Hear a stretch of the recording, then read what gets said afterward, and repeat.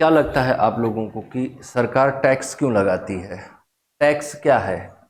जैसे आपने कहा ना कि टैक्स जो है पेड बाय द सिटीजन है, paid by the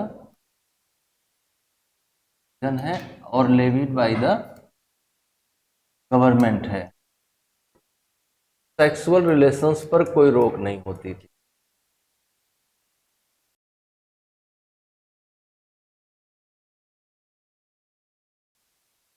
taxation in India या taxation system of India, Bharat में कर प्रणाली। क्या लगता है आप लोगों को कि सरकार टैक्स क्यों लगाती है? टैक्स क्या है? टैक्स क्या है?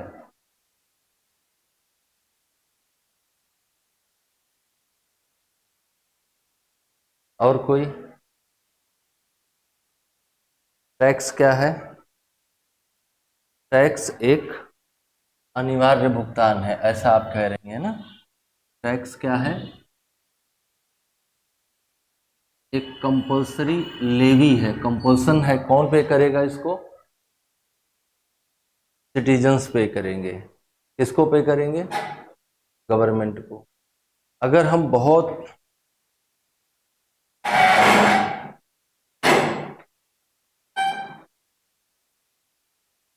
बहुत स्टार्टिंग से बात करें तो कैसे टैक्स का सिस्टम डेवलप हुआ इंडिया में, टैक्स क्यों लिया? जैसे आपने कहा ना कि टैक्स जो है पेड बाय द सिटीजन है, पेड बाय द सिटीजन है और लेविड बाय द गवर्नमेंट है। तो क्यों सिटीजन टैक्स देता है और क्यों गवर्नमेंट टैक्स लेती है?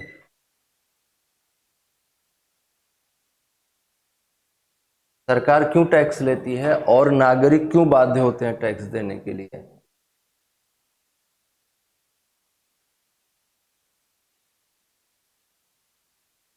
डेवलपमेंट करने के लिए। लेकिन एकदम स्टार्टिंग में टैक्स कहाँ से आया था? जैसे टैक्स का पूरा कॉन्सेप्ट कहाँ से डेवलप हुआ? पहले तो सब आदमी बराबर था।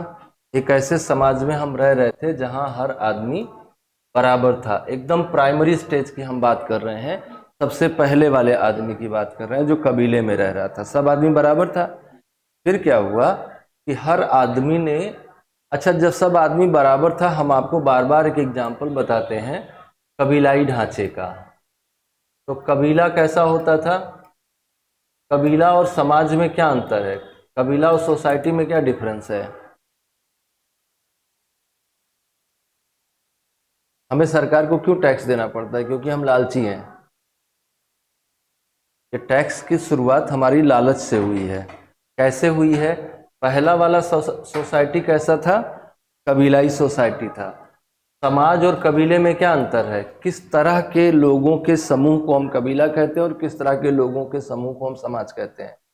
जैसे समाज विकसित होने से पहले हमारा ढांचा कैसा था? कबीलाई ढांचा था।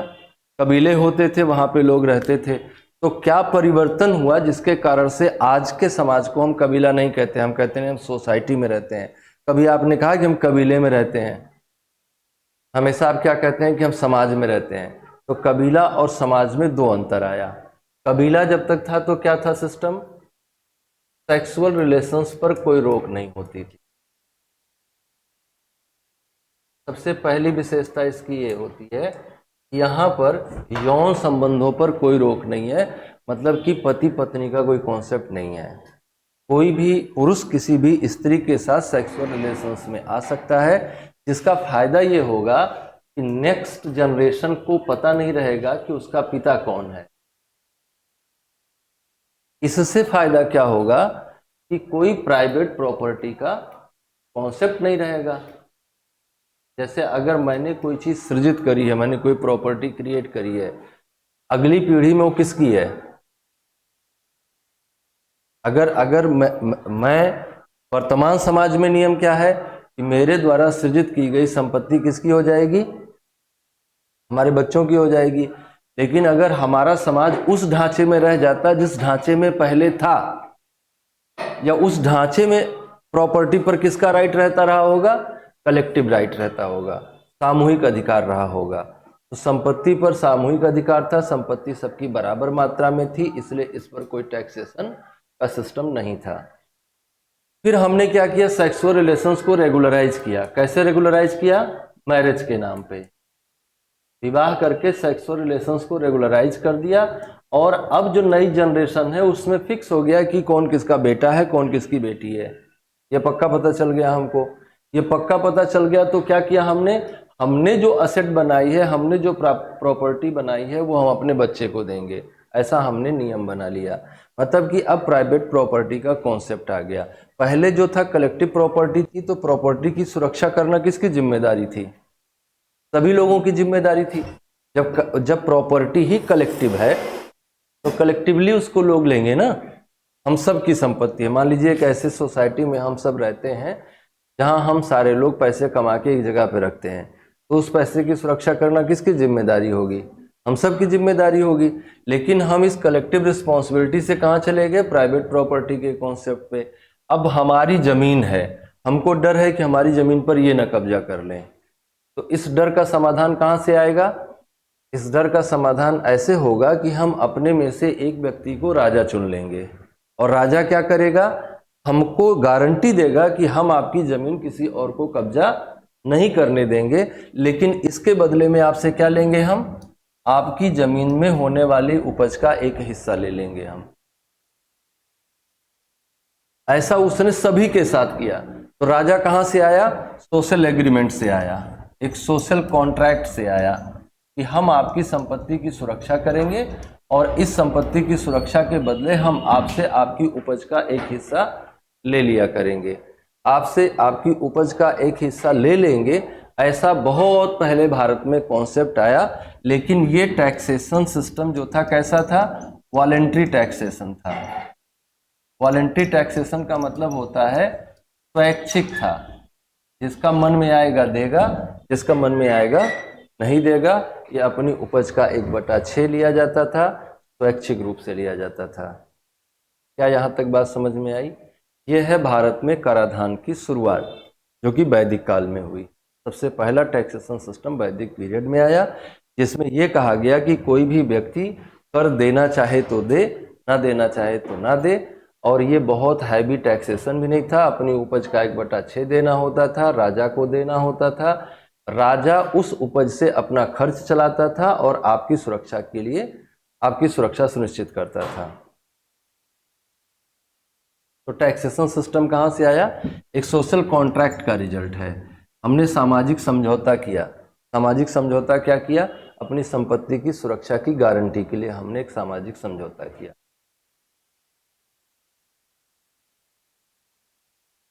करेगा करेगा यही था ना कि स्वैच्छिक रूप से है कि आप देना चाहे तो दे, ना देना चाहे तो ना दे। लेकिन लोग तो नैतिक है ना। जैसे आपको पता चलता है कि हमको इनसे बेनिफिट हो रहा है, तो आपकी भी तो ड्यूटी बनती है कि जो आपको बेनिफिट पहुंचा रहा है वो जिंदा रहे, वो सरवाइव कर पाए।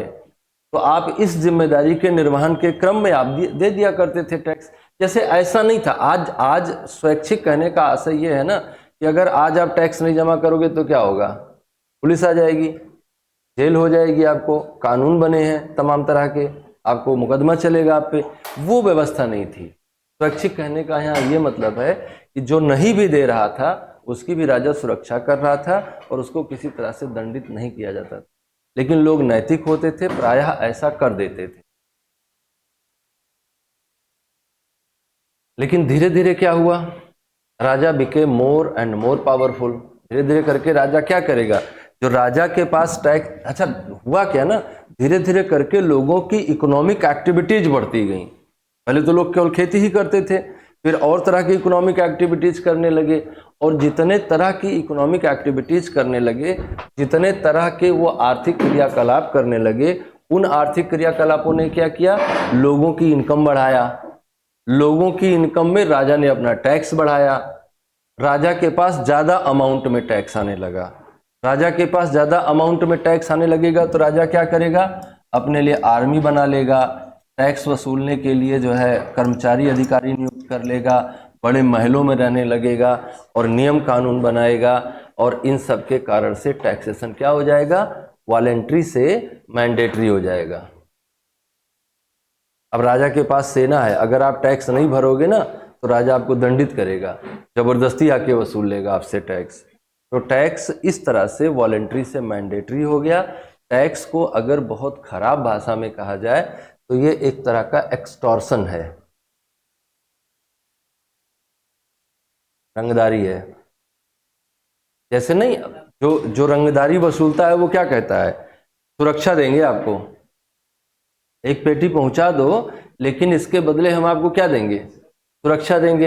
एक पेटी पहुंचाने के लिए भी वो आपकी क्षमता का ध्यान रखता है। जैसे ऐसा नहीं कि आपका ठेले वाले से कहेगा कि एक पेटी पहुंचा दो, ठेले वाले से तो 10 रुपया मांगेगा, 20 रुपया, 100 रुपया मांगेगा। एक पेटी किससे मांगेगा, जिसकी एक पेटी देने की क्षमता होगी। तो सरकार भी ऐसे ही टैक्स लगाती है, ऐसा थोड़ा ना कि सब पे एक समान टैक्स लगा देती है। जिसकी जितनी कर देने की क्षमता है सरकार उस पर उतना कर लगाती है। ऐसे ही रंगदार भी रंगदारी उतनी ही वसूलता है जितना उसकी देने की क्षमता होती है। सरकार क्या है ना, सरकार जो है सबसे बड़ी रंगदार है। हाँ, आप जो जो आपको 1 घंटा रोक के रखा उसका कुर्ता भी आपके पैसे से खरीदा जाता है। हाँ, लेकिन आप धूप में खड़े रहो और वो सन से निकल जाएगा। और उसका कुर्ता, उसका चश्मा, उसका सूट, उसके चलने की गाड़ी में जो पेट्रोल है वो सब आपकी जेब से गया है। लेकिन धूप में किसको खड़ा रहना है, आपको खड़ा रहना है। ये है राज्य। राज्य ने अपने आप को इस तरह से ताकतवर बनाया धीरे धीरे करके कि टैक्स देना आपको अच्छा लगने लगा। और धीरे धीरे करके हम राजा के खिलाफ भी, ऐसा नहीं था कि मनुष्य शांत बैठा रहा, धीरे धीरे करके उसने राजा के विरुद्ध क्रांतियां करी, राजा के विरुद्ध आंदोलन चलाए, राजा से विद्रोह किया। और एक स्थिति ऐसी आई कि हम एक ऐसी व्यवस्था में आए जहां राजा हमसे जो टैक्स लेता है उसका हिसाब भी देता है हमको। वो अलग बात है कि हिसाब में ऐसा झोलझाल करता है कि आप कभी नहीं समझ पाइएगा। लेकिन बजट क्या है, आपके द्वारा वसूले गए टैक्स का दिया गया हिसाब है कि जितना पैसा आप हमारे पास साल भर में आया उस पैसे को हमने इन मदों में खर्च किया। तो अभी सरकार उत्तरदायी है, लेकिन जिस समय ये सरकार आई थी उस समय सरकार में इतना उत्तरदायित्व का भाव नहीं था। ये यूं कह लो कि जिस समय टैक्सेशन सिस्टम इंडिया में इंट्रोड्यूस हुआ उस समय तक उतना लोगों में सिस्टम नहीं था कि लोग पूछ पाते राजा से कि हम हमारे द्वारा दिए गए टैक्स को आप कहाँ खर्च कर रहे हो।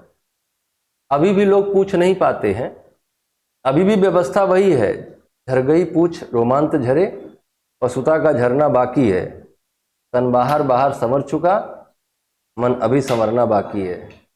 तो अभी भी वैसा ही है सिस्टम जैसा पुराने जमाने में था, स्वरूप थोड़ा बदल गया है। जैसे हम लोग देखते हैं ना कि अंग्रेज हमारा शोषण करता था, और अगर 1947 से अब तक के शोषण की कोई लिस्ट बनाई जाए तो अंग्रेज भी शर्मा जाएगा, है ना। आज़ादी के बाद जो भारतीय जनता का शोषण हुआ है और आज़ादी से पहले जो शोषण हुआ है, अगर दोनों में तुलना की जाए तो किसने ज़्यादा शोषण किया है आपका, आज़ादी के बाद ज़्यादा शोषण हुआ है आपका। हाँ ना, अब कोड़ा नहीं है, सिरिंज लगा के खून निकाल रहा है। बात ये समझ में आ रही है मेरी। तो इस तरह से टैक्सेशन आ गया। लेकिन धीरे धीरे करके जैसे जैसे सिस्टम ज़्यादा पब्लिक ओरिएंटेड होता गया, जैसे जैसे वो सिटीजन ओरिएंटेड होता गया, वैसे वैसे टैक्सेशन के लिए तमाम तरह के नियम बनते गए। टैक्सेशन को और इजी बनाया जाने लगा। पहले तो डंडा मार के वसूला जाता था, है ना, लेकिन अब थोड़ा उसको व्यवस्थित किया गया। उस व्यवस्थित किए जाने के क्रम में कुछ थियरीज डेवलप की गई जिन्हें कैनन ऑफ टैक्सेशन कहा जाता है या कराधान के सिद्धांत कहा जाता है। तो कैनन ऑफ टैक्सेशन, यहाँ सबसे पहली हेडिंग बनाएंगे हम, कराधान के सिद्धांत।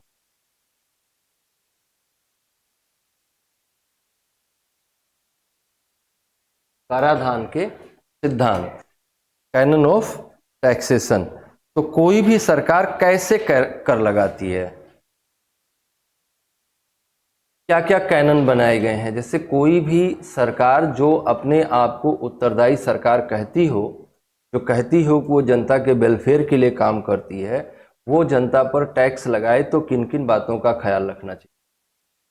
तो टैक्स लगाने के लिए भगवान राम ने लक्ष्मण को समझाया, भगवान राम ने भरत को समझाया कि कैसे कर लगाया जाना चाहिए। तो उन्होंने कहा कर ऐसे लगाया जाना चाहिए जैसे सूर्य जो है पानी को खींचता है। सूर्य बहुत थोड़ा थोड़ा पानी खींचता है अलग अलग जल स्रोतों से, तालाब से, समुद्रों से, नदियों से थोड़ा थोड़ा पानी खींचते रहता है। लेकिन जब वो बारिश करता है तो अच्छा, जहां ज्यादा जल राशि है वहां से ज्यादा ले लेता है, लेकिन जब बारिश करता है तो क्या करता है, इक्वलिटी का ख्याल रखता है। ऐसा नहीं कि जहां से ज्यादा पानी लिया है वहां पे ज्यादा बारिश कर देगा, जहां पे कम पानी लिया है वहां कम बारिश करेगा। ऐसी व्यवस्था बादल नहीं करता, ऐसी व्यवस्था सूर्य नहीं करता। इसीलिए कराधान कैसा होना चाहिए, जैसे सूर्य पृथ्वी से पानी खींचता है ऐसे ही राजा को जनता से कर लेना चाहिए। तो पहला कैनन ऑफ टैक्सेशन क्या है, कैनन ऑफ इक्वलिटी, समानता से कर लिया जाना चाहिए। कैनन ऑफ इक्वलिटी, समानता का सिद्धांत। कर लगाने में पहला ख्याल क्या रखना चाहिए, समानता का सिद्धांत। समानता के सिद्धांत से आप ये कतई नहीं समझ लीजिएगा कि सभी पर बराबर टैक्स लगा देना चाहिए, तब कहाँ समानता हो गई, तब तो असमानता हो गई ना। सभी पर कैनन ऑफ इक्वलिटी ये नहीं कह रहा है कि समान करारोपण कर दो, समान करारोपण कर दिया तब तो फिर सब गड़बड़ हो जाएगा ना। समान करारोपण सही करारोपण नहीं है। आइए, तो कैनन ऑफ टैक्सेशन का पहला कैनन क्या है, canon of equality. Canon of equality कहने का मतलब क्या है कि ऑब्जेक्टिव ऑफ टैक्सेशन क्या होना चाहिए, to establish equality in the society. समाज में समानता स्थापित करने के लिए कर लगाया जाना चाहिए, ना कि समान रूप से कर लगाया जाना चाहिए। अगर सभी पर समान रूप से कर लगाया जाएगा तो ये कैनन ऑफ इक्वलिटी का पालन नहीं करेगा। तो कैनन ऑफ इक्वलिटी क्या कह रहा है,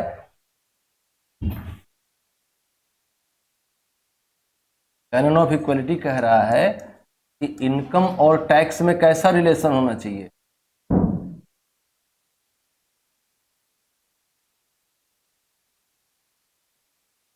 इनकम और टैक्स में किस तरह का रिलेशन एस्टैब्लिश करके हम कैनन ऑफ इक्वलिटी बना सकते हैं,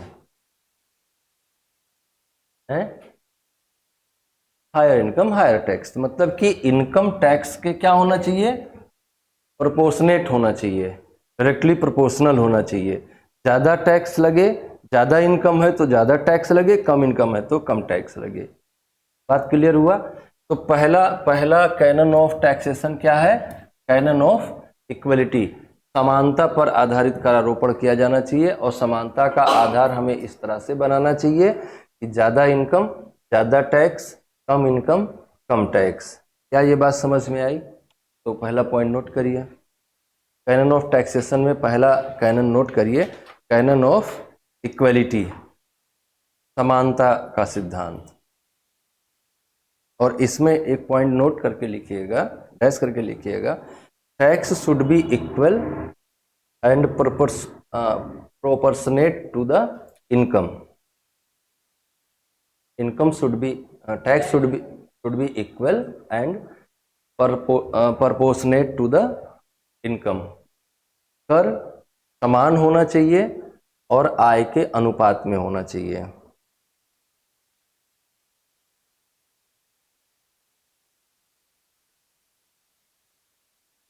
दूसरा कैनन क्या कहता है,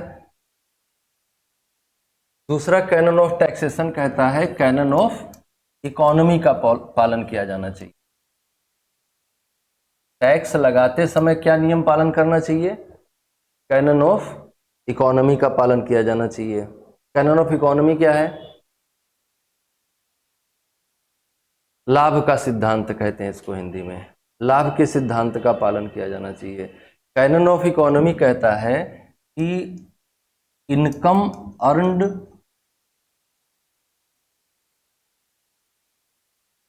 from taxation should be greater than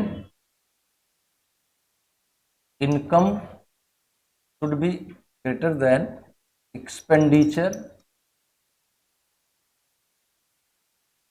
made on collection of taxes. क्या ये बात समझ में आई? कर इकट्ठा करने में जो लागत आई है, और जो कर, मान लीजिए कर इकट्ठा करने के लिए आपको जो एडमिनिस्ट्रेटिव मशीनरी डेवलप करनी पड़ती है, शासन प्रशासन विकसित करना पड़ता है ना, उसके लिए अच्छा खासा डिपार्टमेंट्स बनाए जाते हैं। टैक्स सरकार अगर ध्यान से देखो तो क्या काम करती है? सरकार तुम्हारे लिए क्या काम कर रही है? Maintenance of law and order कर रही है, पहला काम। Maintenance of law and order क्यों करती है? ताकि आप आसानी से इकोनॉमिक प्रैक्टिसेस को कर सकें, शांतिपूर्ण जीवन जी सकें, और साथ साथ अपने इकोनॉमिक एक्टिविटीज़ को सही से संचालित कर सकें। इकोनॉमिक एक्टिविटीज़ को सही से संचालित कर सकें, इसमें सरकार को क्या बेनिफिट है? लाभ ही लाभ है, सरकार को उससे टैक्स मिलेगा। तो वो क्या करती है, अगर हम कहें कि सरकार क्या काम करती है, तो गवर्नमेंट 3 तरह का काम करती है। पहला क्या करती है? Collection of revenue. सबसे ज़्यादा फोकस इसी पे रहता है उसका, क्योंकि यही उसकी आत्मा है, इसी से उसका कुर्ता पजामा आएगा नेता का।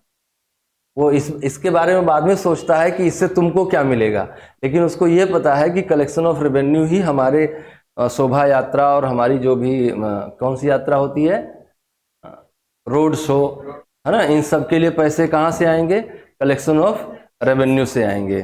चंदा दो धंधा लो। तो कलेक्शन ऑफ रेवेन्यू कैसे होगा? हर रास्ता उसके लिए अपनाया जाता है। अगर आप रेवेन्यू के कलेक्शन में आड़े आते हैं तो आपको जेल भेज दिया जाएगा। तो सरकार का सबसे प्राइम, अभी आप लोग एसडीएम की तैयारी कर रहे हैं, एसडीएम बनने के बाद सबसे पहला काम क्या करेंगे आप? ये एसडीएम का क्या रोल है? डिप्टी कलेक्टर कहते हैं ना उसको, कलेक्टर है ना वो। क्या कलेक्ट करता है? क्या कलेक्ट करता है वो? रेवेन्यू कलेक्ट करता है। डीएम का नाम क्या है? कलेक्टर। उसके ऑफिस का नाम कलेक्ट्रेट होता है ना। क्या कलेक्ट करता है वो? रेवेन्यू। तो सरकार का पहला फंक्शन क्या है? Collection of revenue. और इसमें कोई गड़बड़ नहीं होनी चाहिए, क्योंकि यही कुर्ता पजामा, चश्मा, हवाई जहाज, गाड़ी, मोटर, सबका जुगाड़ यही करेगा। और कलेक्शन ऑफ रेवेन्यू उतना ज़्यादा होगा जितना तुम्हारे यहाँ maintenance of law and order होगा। Maintenance of law and order का मतलब क्या है? कि जो कानून बनाए गए हैं नागरिकों के लिए, उनको अच्छी तरह से लागू किया जाए। और दुनिया का हर कानून तुम्हारे अधिकार को कम करने के लिए बनाया जाता है। राज्य जब भी कोई कानून बनाता है वो तुम्हारे अधिकारों को कम करता है, लेकिन तुम्हारे अधिकारों को ही वो बढ़ाता भी है। तुम्हारे अधिकारों को किसी के विरुद्ध बढ़ाता है और किसी के अधिकारों को तुम्हारे विरुद्ध कम करता है, या फिर राज्य के कर लेने की क्षमता को बढ़ाता है। ऐसा ही कानून है, जितने कानून है उनका नेचर उठा के देख लीजिए। उन कानूनों का उद्देश्य क्या है? या तो आपके अधिकारों की रक्षा, या तो आपके अधिकारों में कटौती, और या तो सरकार के कर लेने की क्षमता में वृद्धि। यही 3 तरह के कानून भारत दुनिया के किसी भी देश में बनाए जाते हैं। तो दूसरा काम क्या करती है वो? Maintenance of law and order करती है, ताकि आसानी से लोग इकोनॉमिक एक्टिविटीज कर सकें और हम आसानी से कर उनसे वसूल सकें। इन दोनों से कुछ बच गया तो पब्लिक वेलफेयर भी कर लेंगे, है ना। तीसरा काम वो क्या करती है? पब्लिक वेलफेयर करती है। इन दोनों से कुछ बच गया तो सबसे प्राइमरी एक्टिविटी क्या है? रेवेन्यू कलेक्शन करना। और मान लीजिए कि वो कोई ऐसा टैक्स लगा देती है जिसको इकट्ठा करने में वो ज़्यादा पैसे खर्च कर दे रही है, उससे इनकम कम हो रही है उस टैक्स से, तो क्या ऐसा टैक्स लगाने से कोई फायदा है? नहीं है। तो जो टैक्स कैनन ऑफ इकोनॉमी का पालन नहीं करता है, सरकार वैसा कोई टैक्स नहीं लगाती है। तो दूसरा थियरी क्या कह रहा है कि tax should be the income earned from the taxation should be greater than the expenditure made on the collection of taxes। ये बात समझ में आई?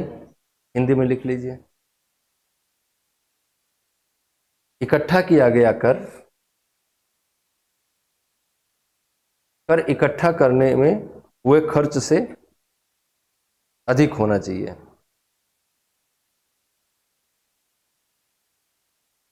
मतलब ये कह रहा है कि कर इकट्ठा करने में कम से कम खर्च हो, टैक्स ज़्यादा से ज़्यादा आए। अब मान लीजिए कि इनकम टैक्स है, इनकम टैक्स डिपार्टमेंट में कितना कहाँ कहाँ से खर्च जा रहा है, मिनिस्ट्री से लेकर और नीचे चपरासी तक का खर्च जा रहा है, बिल्डिंग का खर्च जा रहा है, घर का खर्च जा रहा है, छापेमारी का खर्च जा रहा है, बड़े बड़े ऑफिसर्स हैं, और कुल इनकम टैक्स जो आया वो सैलरी बांटने में ही खर्च हो गया। इनकम टैक्स के एम्प्लॉयज को सैलरी बांटने में ही सारा पैसा खर्च हो गया।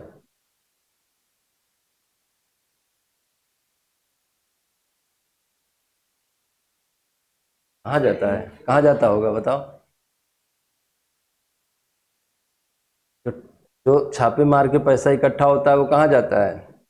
तुम हो गए एसडीएम, तुम गए छापा मारने, तुमको मिल गया पैसा, क्या करोगे? हाँ है ना, तो ऐसा ही सब करता है। अरे मैं ऐसा यार कैसे कह सकता हूँ है ना, ऑन द रिकॉर्ड मैं ऐसा कैसे कह सकता हूँ, बता रहा है ना बात को। तो यही यही सब तो फ्यूचर के एसडीएम है ना, तो पहले से प्लान है ना 50-50 करने का, तो ऐसा ही होता है। नहीं नहीं, वो तो अपने डिपार्टमेंट को देगा। मतलब मैंने एग्जाम्पल बताया, एसडीएम भी कहीं रेड मारा, पैसा मिल गया, क्या करेगा वो? पूरा का पूरा पैसा सरकार को दे दिया तो भाई अच्छा बात है, देना ही चाहिए, कर तो इसी के लिए रहे हो काम। नहीं, आपका काम तो यही है ना अगर ध्यान से देखो। लेकिन भारत भारत में समस्या क्या है ना, कि भारत में ईमानदारी बड़ा कठिन है, बड़ी महंगी है ना और यहाँ पे जो ईमानदार लोग हैं वो बड़े अहंकार में घूमते हैं कि मैं तो बड़ा ईमानदार हूँ। अगर यहाँ कोई ऑफिसर ईमानदारी से काम करता है तो ईमानदारी से वो जितना काम करता है उससे ज़्यादा ये बताने में एनर्जी खर्च करता है कि मैं बहुत ईमानदार हूँ। अरे भाई, ईमानदार होके तुम कोई एहसान थोड़ा ना कर रहे हो, ईमानदारी एक्सपेक्टेड है आपसे, सैलरी काहे ले रहे हैं आप? तो ईमानदारी आपसे एक्सपेक्टेड है, ईमानदार होना ही चाहिए। बेईमान हैं आप, और जो ज्यादा जोर से चिल्लाए मैं ईमानदार, समझना कि उतना बड़ा बेईमान है ना। तो जो बार बार बताए कि मैं ईमानदार हूं, मैं ईमानदार हूं, मैं ईमानदार हूं, वो अपने आप को आश्वासन दे रहा है कि देखो तुम बेईमानी तो कर रहे हो लेकिन लोग जान नहीं रहा है ना। हाँ हाँ, तो कैनन ऑफ इकोनॉमी का पालन करना चाहिए। नंबर 3 लिखिए, canon of certainty, canon of निश्चितता का सिद्धांत, कैनन ऑफ सर्टेनिटी। तीसरा थियरी क्या कहता है कि जो टैक्सेस लगाए जाएं ये सर्टेनिटी के नियम का भी पालन करना चाहिए। जैसे सर्टेनिटी के नियम के पालन का मतलब ये है कि 3 चीजों को लेकर सर्टेन होना चाहिए। पहली चीज तो रेट को लेकर, इसीलिए बजट में ही 1 साल पहले ही या वित्तीय वर्ष शुरू होने से पहले ही बता दिया जाता है कि हम कौन सा टैक्स किस रेट से लेंगे। और जब भी हम टैक्स रेट में कोई भी बदलाव करते हैं तो उस बदलाव के लिए हम कानून बनाते हैं। कल पीछे हमने पढ़ाया आपको बजट पढ़ाते समय कि बिना कानून बनाए हुए हम कोई भी टैक्स रेट में बदलाव नहीं कर सकते। तो जब भी हम टैक्स रेट में कोई भी चेंज करते हैं कानून बनाते हैं, और बिना कानून बनाए हुए हम टैक्स रेट में चेंज नहीं कर सकते। मतलब कि यहाँ पर सर्टेनिटी होनी चाहिए कि हमें टैक्स देना है। जैसे हमको पता होना चाहिए ना कि हमारी इनकम पे कितना % टैक्स लेंगे आप, या हम कोई भी इकोनॉमिक एक्टिविटी कर रहे हैं तो इसमें कितना % सरकार लेगी। ऐसा नहीं कि इस महीने 18% लिया, अगले महीने 22% ले लिया, फिर 24% ले लिया, फिर 25 ले लिया, फिर 6 ले लिया, फिर 12 ले लिया।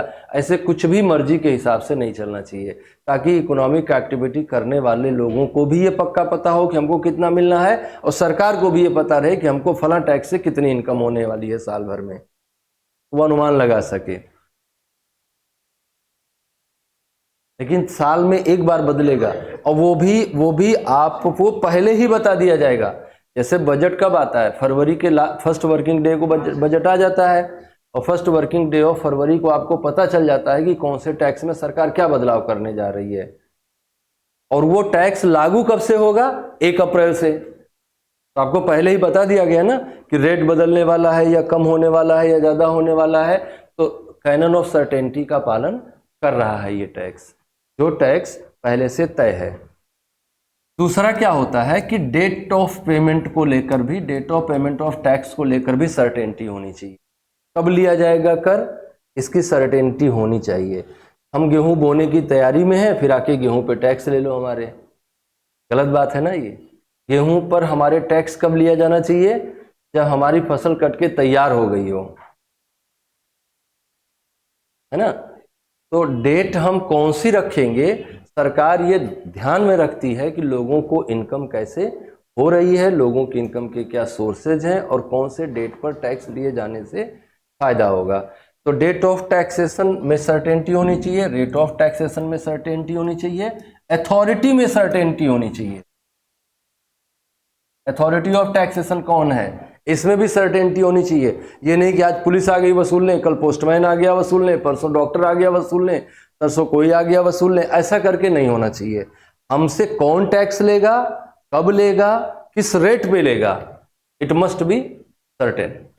तो कैनन ऑफ सर्टेनिटी 3 तरह की बातें करती है कि अथॉरिटी सर्टेन होनी चाहिए, डेट सर्टेन होना चाहिए, रेट सर्टेन होना चाहिए, तभी कराधान किया जा सकता है। क्या ये बात समझ में आई। और लास्ट है कैनन ऑफ कन्वीनियंस।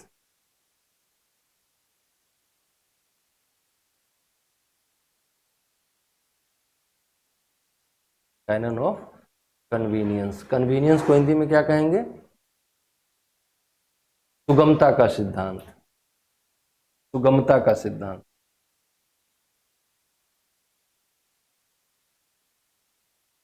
अब जैसे ऐसा है कि मान लो कि आपकी सैलरी है 1 लाख रुपए पर मंथ,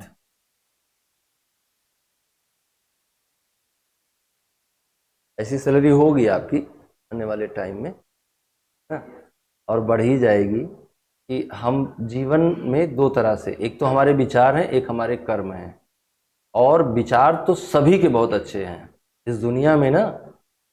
अगर व्यक्ति मजबूर ना हो तो कोई गुनाह ही ना हो।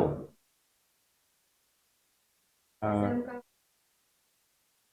अच्छी बात है, आगे इसको और बढ़ाना। अभी क्या कमी, आज की डेट में क्या कमी है,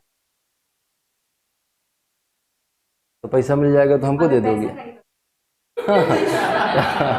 मिल गया ना, अब क्या करोगी, मिल गया तो हमको दे दोगी। नहीं मिल गया तो पैसे की कमी, और कोई कमी है नहीं, पैसा मिल गया, आप बताओ, हमको दे देना तुम। अरे भाई कल मिल रहा है ना, सिचुएशन की क्या बात है, उस टाइम की बात नहीं, इसी टाइम में मिल रहा है।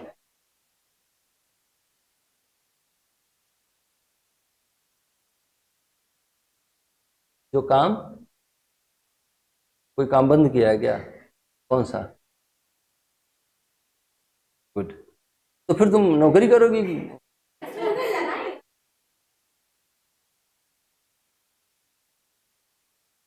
हाँ, क्या करेगी, अभी मान लो कल ही मिल रहा है पैसा, है?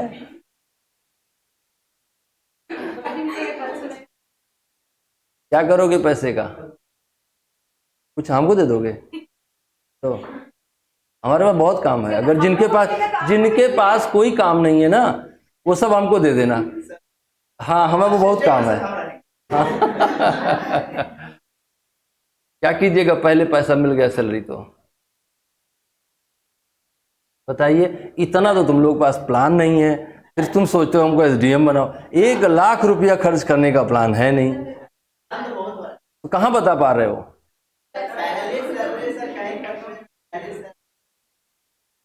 चलो ठीक है, चलो पेरेंट्स को दे दिया, अगली वाली आ गई। ओके, क्या करोगे, देखेंगे। कहाँ घूमोगे, वही तो हम पूछ रहे हैं। पूरा पटना, पूरा पटना तो तुमको, पूरा पटना हम तुमको 2000 में घुमा देंगे। तुम क्या करोगे, आप क्या करोगे। 1 लाख रुपए खर्च करने का प्लान नहीं है, और चाहते हैं करोड़ों मिल जाए, है ना। 1 लाख रुपया कहाँ खर्च करेंगे इसके लिए? अभी अगर अभी 1 लाख रुपया मिल जाए, अभी तुम्हारे पास कोई प्लान नहीं, इसको क्या करेंगे पैसे का?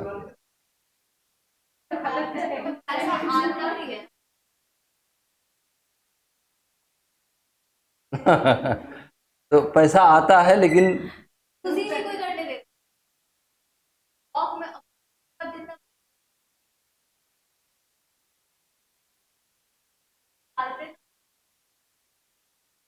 ये बढ़िया है। तो ऐसे तो ऐसा ऐसा है ना कि ऐसे कमाई का क्या फायदा है? पैसा खर्च करने के, आप स्टॉक में मत रखिए पैसे को, पैसा आप खर्च करते रहिए। पैसे, शास्त्रों में ऐसा कहा गया है कि धन की 3 गति है, दान, भोग और नाश।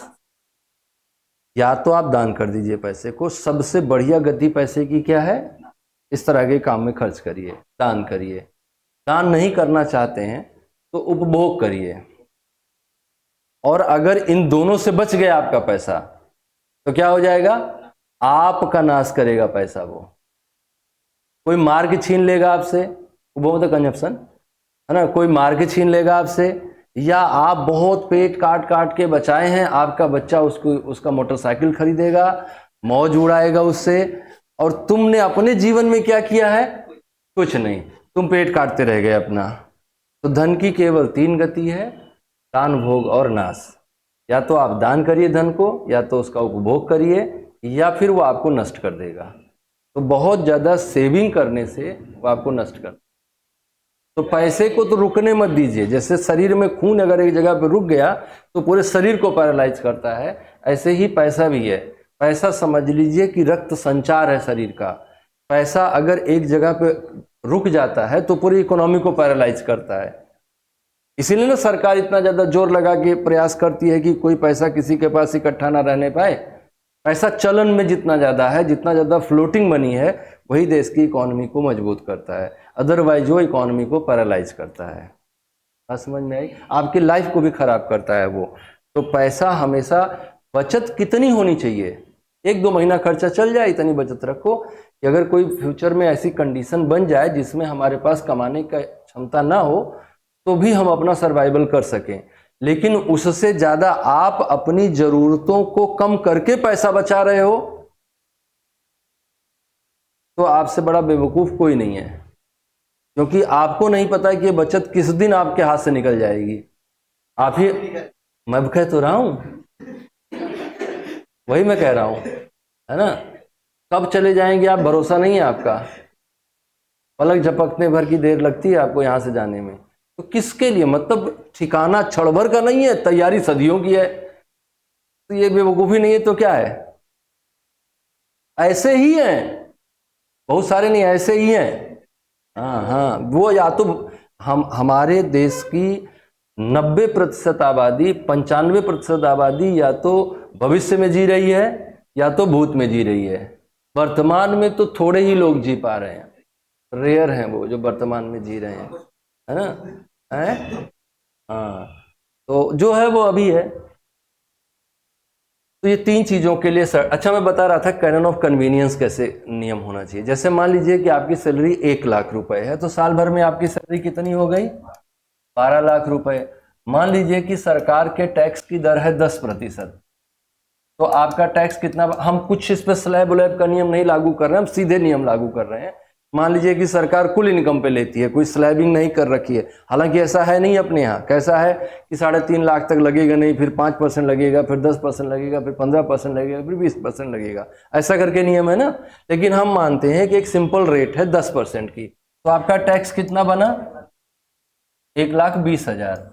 अब मान लीजिए कि सरकार आपको हर महीने 1 लाख रुपए देती है, अकाउंट में आपके भेज रही है, भेज रही है, भेज रही है, भेज रही है, लेकिन 11वें महीने क्या करेगी? वो 1 रुपया नहीं भेजेगी आपको, या 10वें महीने में आधा सैलरी भेजेगी और 11वें महीने में एकदम नहीं भेजेगी। तो क्या होगा आपका? कैसे घर का खर्चा चलेगा?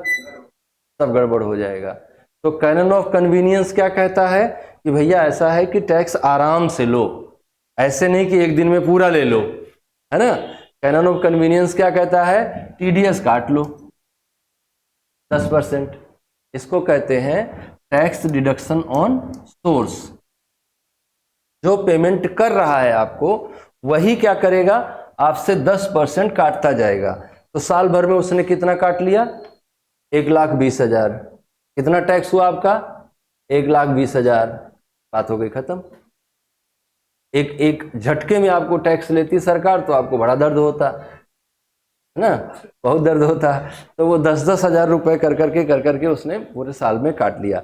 अब मान लीजिए कि आपका इनकम 12 लाख नहीं था, 10 ही लाख था, है ना, और इसने 12 महीने काटा, तो काटा कितना, 1,20,000। और टैक्स लायबिलिटी आपकी कितनी बन रही है, 1 लाख। टैक्स लायबिलिटी आपकी कितनी बन रही है, सरकार ने काटा कितना है, 1,20,000। इसके लिए भी सरकार के पास नियम है, उसको हम लोग क्या कहते हैं, उसको हम कहते हैं income tax return. Income tax return file करेंगे आप और बताएंगे सरकार को कि हे सरकार, आपने हमारा पैसा ज़्यादा काट लिया, हमारा टैक्स इतना ही बनता है पर आपने काटा ज़्यादा है। तो बाकी का 20,000 का क्या करेगी सरकार, रिटर्न कर देगी विद सिंपल इंटरेस्ट। हाँ, साधारण ब्याज के साथ 4% साधारण ब्याज लगा के आपको वापस कर देगी। फायदा हुआ ना आपका। और कैनन ऑफ कन्वीनियंस का पालन हुआ ना, कि कैसे हम कर को वसूलेंगे, तो नागरिकों को कन्वीनियंट होना चाहिए। तो ये 4 थियरीज हैं जिनके आधार पे हम लोग कर आरोपण करते हैं या दुनिया की कोई भी सरकार टैक्स लगाती है।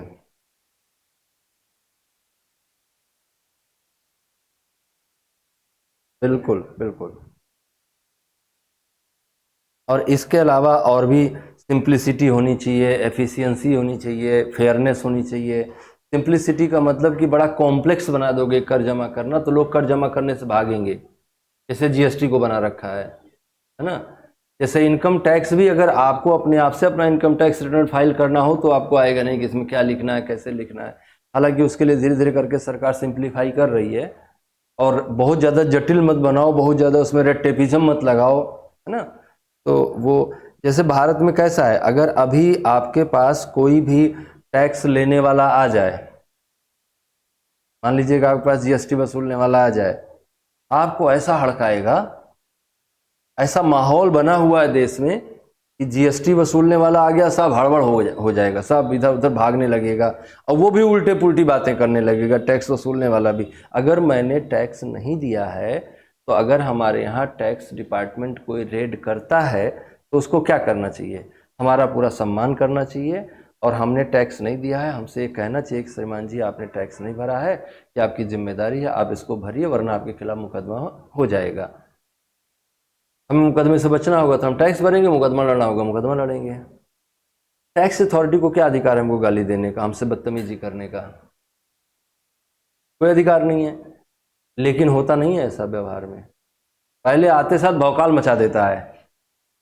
हाँ, लगता है कि तुमने बहुत बड़ा क्राइम किया है, अब तो फांसी के नीचे कोई बात नहीं होगी, है ना। तो वैसी सिचुएशन नहीं होनी चाहिए ना। जो टैक्स वसूलने आया है उसके आने में जो पेट्रोल खर्च हुआ वो भी हमारे ही टैक्स से आया है। हम एक टैक्स नहीं दिए हैं ना, बाकी तो दिए ही हैं। साबुन खरीदे हैं तो टैक्स दिए हैं। हमारी जो इनकम है इसमें थोड़ा हम गड़बड़ होलझाल किए हैं तो ठीक है, हमको बताओ, और हम अगर नहीं करेंगे जब आपको जो करना होगा करिएगा। लेकिन टैक्स वसूलने वाली अथॉरिटीज़ कैसी हैं, वो चीज़ों को बहुत ज़्यादा हार्ड कर देती हैं, कठिन कर देती हैं। तो ये सारी चीज़। अब अगला हेडिंग लिखें, मेथड ऑफ टैक्सेशन। कुछ मत लिखो, बात तो कन्वीनियंस होना चाहिए, बस बात समझी गए। अगला है मेथड ऑफ टैक्सेशन।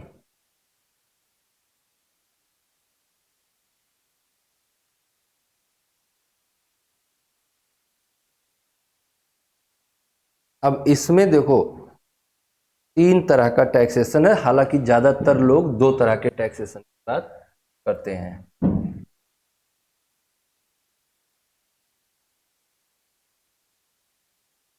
करारोपण की विधि,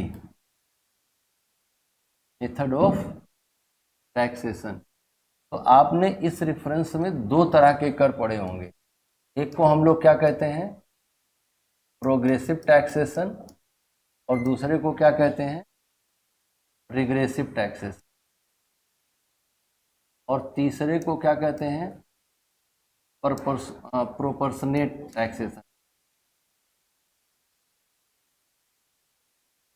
इसको हम कहेंगे आनुपातिक, सॉरी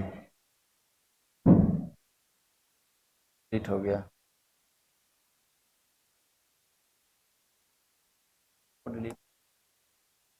मेथड ऑफ टैक्सेशन में तीन तरह के कर हम लोग, एक को हम प्रोग्रेसिव टैक्सेशन कहते हैं, एक को हम रिग्रेसिव टैक्सेशन, एक को हम प्रोपोर्शनेट टैक्सेशन।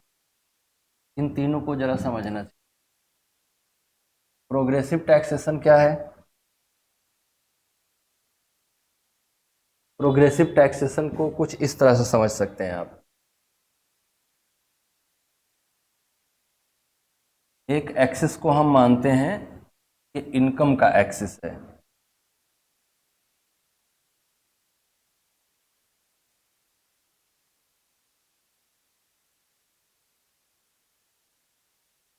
एक एक्सिस जो है वो इनकम को शो कर रहा है, और ये मान लीजिए एक्सिस जो है वो इनकम को शो कर रहा है, और ये जो है टैक्स रेट को शो कर रहा है। Income zero, tax zero. Income बढ़ी, इनकम कोई भी यूनिट मान लो 5 हो गई, इनकम 5 यूनिट हो गई, तो हमारा टैक्स भी बढ़ के 5 यूनिट हो गया। फिर ये ऐसे हुआ, फिर और इनकम बढ़ी और टैक्स बढ़ा दिया, और इनकम बढ़ी और टैक्स बढ़ा दिया। ये कैसा टैक्सेशन सिस्टम है? ये टैक्सेशन सिस्टम कैसा है? हाँ, प्रोग्रेसिव है। जैसे जैसे बेस बड़ा होता जाएगा इनकम का, वैसे वैसे रेट ऑफ टैक्स भी बढ़ता जाएगा। लेकिन हमें कहाँ तक बढ़ाना चाहिए इसको, और कहाँ जाके रोक देना चाहिए? अगर हम इसको अनंत तक बढ़ाते रहे तो समस्या क्या हो जाएगी? लोगों में कमाने की टेंडेंसी कम हो जाएगी। जैसे अगर हमको पता चल जाए कि हम जितना पैसा कमाते हैं उसका 90% टैक्स ले लेगी सरकार, तो हम क्यों कमाएंगे? हमको पता है कि हम 100 रुपया कमाएंगे, 90 रुपया सरकार ले लेगी, 10 रुपया हमारे पास बचेगा, तो आप कमाएंगे? आप घर बैठेंगे, आराम करेंगे, धूप में कौन निकले, मौज करेंगे हैं? हम कमाएंगे ना, जिससे अपना जरूरत चल जाए। तो वो तो ये क्या करा, रेट बढ़ने पर बढ़े, इनकम बढ़ने पर रेट बढ़ेगा ना। तो कम इनकम कम टैक्स, तो कम इनकम से अपना गुजारा हो रहा है, चलेगा, कोई दिक्कत नहीं है। ज्यादा कमाएंगे तो सरकार ले लेगी वो सारा। हम कह रहे 50% भी अगर सरकार ले रही हो ना, तो आपका मन नहीं करेगा कमाने का।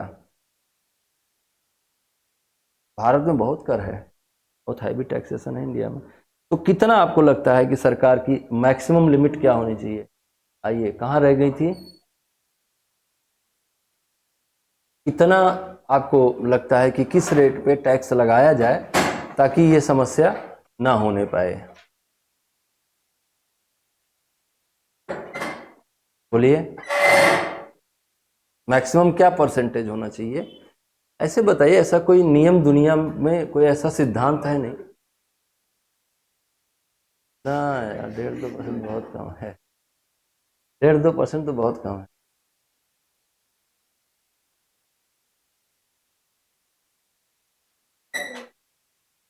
20 तक तो है ही तुम्हारे यहाँ, 20 कहाँ है? हाँ वही तो, 30% मैक्सिमम लिमिट होनी चाहिए, 30% के ऊपर नहीं जाना चाहिए। तो वही तो, ये मैक्सिमम, मैंने क्या कहा, भारत में मैक्सिमम टैक्सेशन है। तो इस पर जो नियम बना है वो ये है कि 30% से ऊपर अगर आपने कर लगाया तो लोगों में इनकम की टेंडेंसी गिर जाएगी, लोग कमाना बंद कर देंगे। ऐसा दुनिया में विभिन्न अध्ययनों के माध्यम से देखा गया है कि जहां पर 30% से ज़्यादा कर लगाए गए, वहां पर लोगों की आय में 30% के बाद गिरावट आने लगी। तो तो मैक्सिमम टैक्सेशन क्या होना चाहिए, ये जो अंतिम सीढ़ी है ये कितना होना चाहिए, 30%। ये इस तरह के टैक्सेशन को हम क्या कहते हैं, प्रगतिशील कराधान। दूसरा क्या था, रिग्रेसिव टैक्सेशन।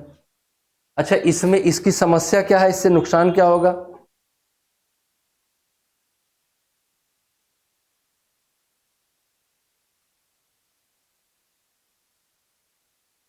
ना तो फायदा हो रहा है, अमीर से तो ज्यादा लिया जा रहा है, अमीर का पैसा तो काटा जा रहा है, इनकम इक्वलिटी बढ़ाई जा रही है। इस टैक्सेशन से इनकम इनइक्वलिटी बढ़ेगी घटेगी, घटेगी भाई, आय की असमानता कम होगी इससे।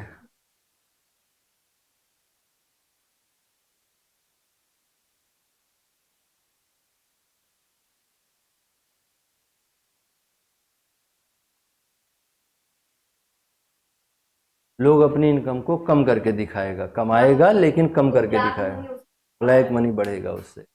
तो इस तरह के टैक्सेशन सिस्टम में सबसे बड़ी समस्या क्या होती है, ब्लैक मनी की। लोग अपनी इनकम को छुपाएंगे। हालांकि ब्लैक मनी की यही एक समस्या नहीं है, ब्लैक मनी की समस्या है नंबर 2 का पैसा। अगर आपको किसी ऐसे स्रोत से पैसा आया है जिसको बताने में आपको दिक्कत है, सरकार को बताने में आपको दिक्कत है, तो क्या करिएगा, वो उस पैसे को आप सरकार को नहीं बताइएगा। मान लीजिए आपको एसडीएम है और आपको सैलरी आई 1 लाख रुपए, वो तो आप बताएंगे सरकार को, उसको तो छुपा नहीं सकते आपको आप, क्योंकि सरकार को मालूम है कि आपको 1 लाख रुपया महीना सैलरी मिल रहा है। लेकिन इस बीच में आपने कोई कॉन्ट्रैक्ट दिया किसी को और उससे 2 करोड़ रुपए आपको मिल गए, क्या करोगे उस पर, 1 लाख का तो जुगाड़ हो नहीं पाया अभी तक, है ना, 2 करोड़ रुपए अलग से सूटकेस में भर के मिल गए, क्या करोगे उस पैसे का, है? घर में रखना खतरे से खाली नहीं है, क्योंकि किसी ने अगर सेक दिया जरा सा, किसी ने शिकायत कर दी कि ये जो है 2 करोड़ रुपया घूस लिए हैं, अगले दिन रेड पड़ेगी और घर में अगर 2 करोड़ मिल गए तो पूछा जाएगा कहाँ से आए आपके पास ये, तो आप कोई सोर्स बता नहीं पाओगे। इतना कम स्विस बैंक में जाता नहीं है, 2 करोड़ रुपए नहीं, 200 करोड़ हो तो सोचा जाए स्विस बैंक के लिए, 200 करोड़ 2000 करोड़ हो तो फिर सोचा जाए स्विस बैंक का, क्या करिएगा,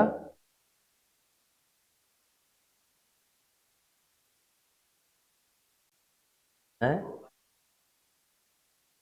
हाँ, इन्वेस्ट करेंगे किसके नाम पे, हाँ, है ना, दोस्त के नाम पे इन्वेस्ट करेंगे। और दोस्त से क्या कहेंगे, दोस्त क्या करता है, कौन सा बिजनेस करता है, होटल का है, तो उसको क्या कहना है कि तुम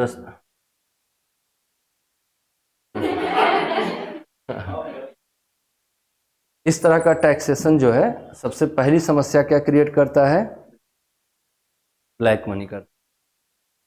दूसरा क्या करता है, ये डायरेक्ट टैक्सेज पर ही लागू होगा, है ना। तीसरा क्या करता है, ये श्रम के मूल्य को नहीं समझता है। जैसे मान लो कि एक आदमी को इनकम हुई ये कहकर कि सब लोग पान मसाला खाया करो, सब लोग गुटखा खाया करो, ये कहने से अजय देवगन को 4 करोड़ रुपए मिल गए, है ना, उन पर भी वही टैक्स रेट लागू है और हम पर भी वही टैक्स रेट लागू है जो सुबह 7 बजे से लेकर शाम 7 बजे तक मेहनत कर रहा है। तो ये वैल्यू ऑफ लेबर को भी नहीं सही से मैनेज करता है ये तरह का टैक्सेस। सोर्स ऑफ इनकम क्या है, इसको भी थोड़ा ध्यान रखा जाना चाहिए। जैसे आपको किसी को ये कहने से इनकम हुई है कि पान मसाला खाया करो, तो उस पर 90% टैक्सेशन करना चाहिए। लोग ये पान मसाले का प्रचार करना बंद कर देंगे। लोग बोलता है कि शराब पिया करो, सलाह देता है जनता को कि शराब पिया करो, और ऐसा कहने के लिए शराब बनाने वाली कंपनी उसको बहुत सारा पैसा देती है और वो उस पैसे पर उतना ही टैक्स देता है जितना कि मजदूर मेहनत करके दिन रात एक करके जो काम करता है वो जितना टैक्स देता है। तो ये गड़बड़ बात है ना। टैक्स रेट में इस तरह का भेद किया जाना चाहिए। जो पान मसाले का प्रचार कर रहा है उसका टैक्स, और जो मेहनत करके पैसा कमा रहा है उसका रेट अलग अलग होना चाहिए। क्या लगता है आप लोगों को? लेकिन ये समस्या है भारत के टैक्स। दूसरा क्या है, रिग्रेसिव टैक्सेशन है। वो ऐसे चलेगा, जैसे जैसे आपकी इनकम बढ़ती जाएगी वैसे वैसे आपका टैक्स कम होता जाएगा। ये इनकम वाला हिस्सा था ना, वो नीचे की ओर जाएगा। इनकम बढ़ रही है, टैक्स घट रहा है। ऐसे टैक्सेशन को हम रिग्रेसिव टैक्सेशन, या हिंदी में उसको कहते हैं प्रतिगामी कराधान। इसको कहते हैं प्रगामी कराधान, इसको प्रतिगामी कराधान कहते हैं। प्रतिगामी कराधान में उल्टा होता है। उल्टा होगा तो क्या होगा?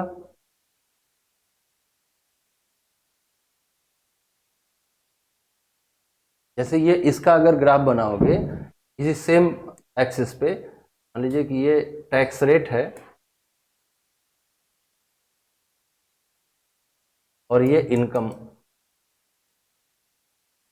तो टैक्स रेट हायर है लोअर इनकम पे। इसका कैसे बनेगा? Lower income higher tax, income और बढ़ाई आपने, टैक्स और घट गया। इनकम और बढ़ाई आपने, टैक्स और घट गया। इनकम और बढ़ाई आपने, टैक्स और घट गया। इनकम और बढ़ाई आपने, टैक्स और घट गया। तो कैसा कैसा बना कर्व? ऐसा बना ना, ऐसा कर्व बनेगा, उल्टा कर्व बनेगा। सीधा कर्व बन रहा था, ये उल्टा बनेगा। क्या ये वाला समझ में आया ग्राफ? रिग्रेसिव का है। रिग्रेसिव हो रहा है ना, रिग्रेट कर रहा ना टैक्स। जैसे इनकम कम थी, ये इनकम वाला स्लैब ये एक्सिस क्या दिखा रहा है? इनकम दिखा रहा है। ये एक्सिस क्या दिखा रहा है? रेट ऑफ टैक्स दिखा रहा है। इनकम कम है तो टैक्स यहां है, मतलब बहुत ऊंचा टैक्स है। इनकम और आपकी बढ़ गई, आपका टैक्स और नीचे आ गया। आपकी इनकम और बढ़ गई, टैक्स आपका और नीचे आ गया। आपकी इनकम और बढ़ गई, टैक्स और नीचे आ गया आपका। ऐसा ना हो रहा है? क्या कंफ्यूजन है इसमें? कोई कंफ्यूजन नहीं।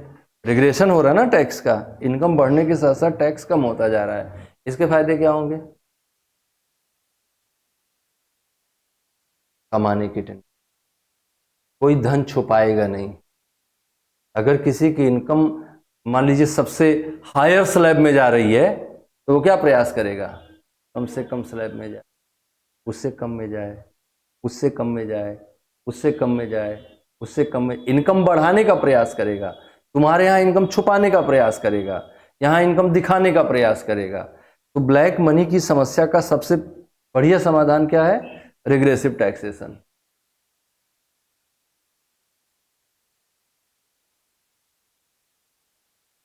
वही तो बात है, मोरालिटी को हम ज्यादा ध्यान में रख। धीमा धीमा बढ़ाओ ना, धीमा धीमा बढ़ाओ है?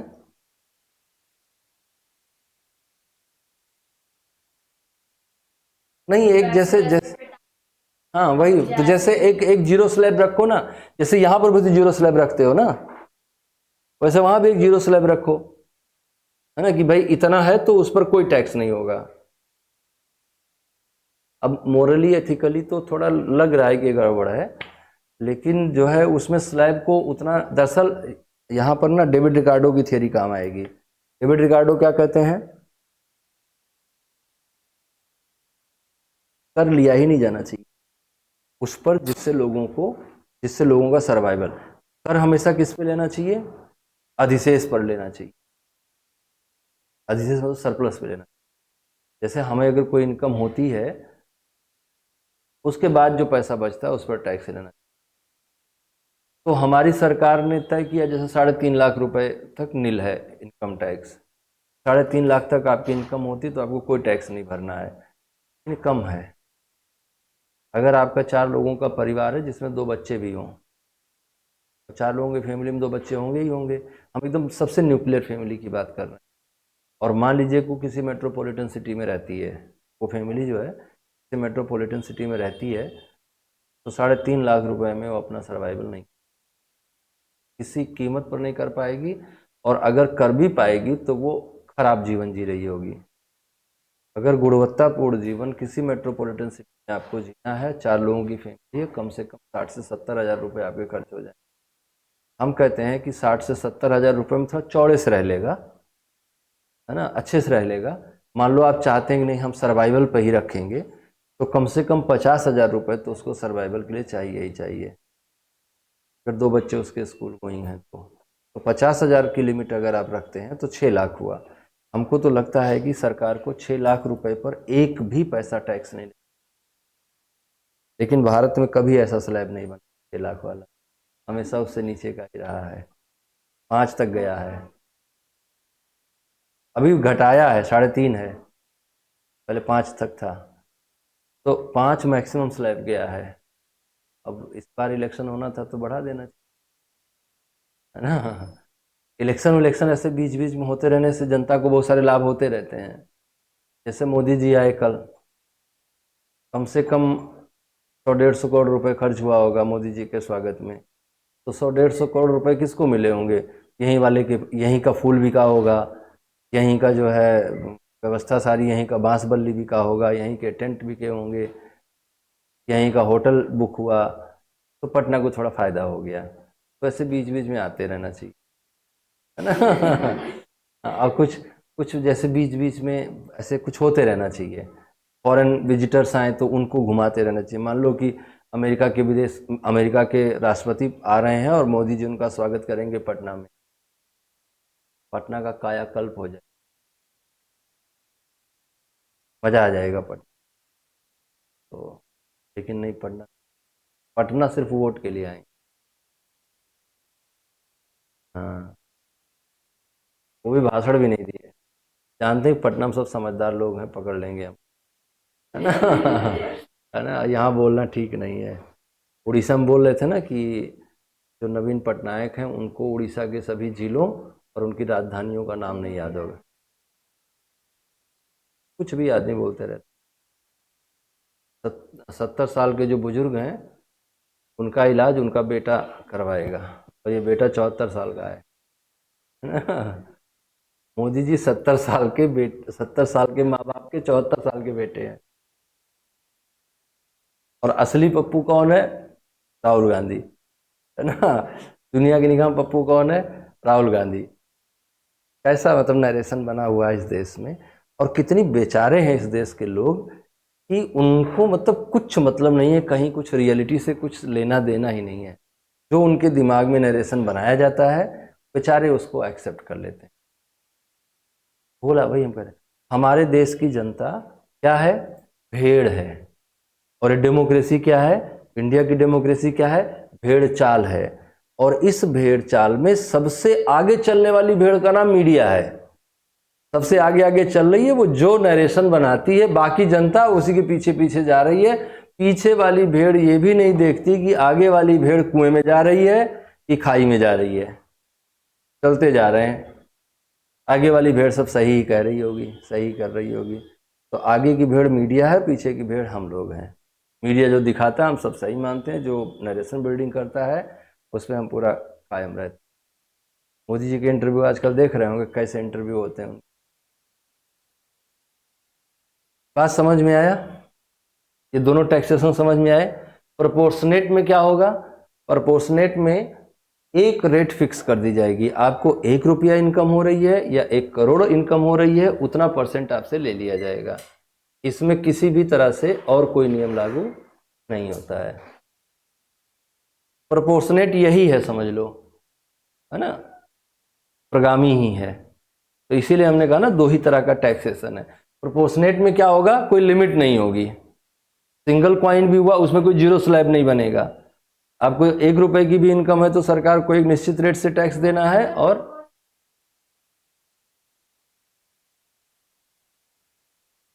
हाँ बिल्कुल, इनकम बढ़ता जाएगा, रेट वही रहेगा, इनकम बढ़ी तो वो अमाउंट बढ़ता जाएगा।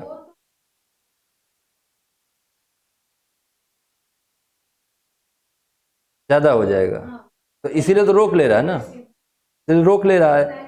हाँ, और प्रोपोर्शनेट में रेट फिक्स कर दिया जाएगा, इनकम कितनी है इसका कोई परवाह नहीं की जाएगी। चाहे 1 रुपये इनकम हो तो भी उतना ही परसेंट देना है, 1 करोड़ इनकम हो तो भी उतना ही परसेंट देना है।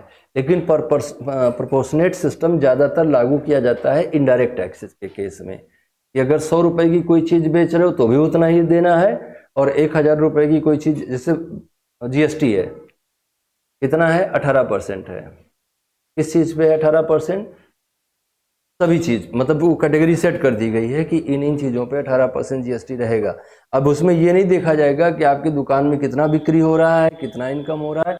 आपने 100 रुपये का सामान बेचा, आपको 18% देना है। आपने 1 करोड़ रुपए का सामान बेचा, आपको 18% देना है। तो इस तरह से सिस्टम में हम प्रोपोर्शनेट टैक्सेशन करते हैं, ज़्यादातर वो में आता है डायरेक्ट टैक्सेस। जरा इसको लिखिए।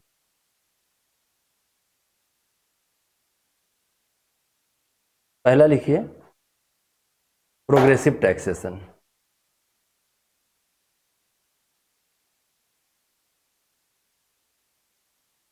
As income increases, tax increases. जैसे जैसे आय में वृद्धि होती है, कर में भी वृद्धि हो जाती है।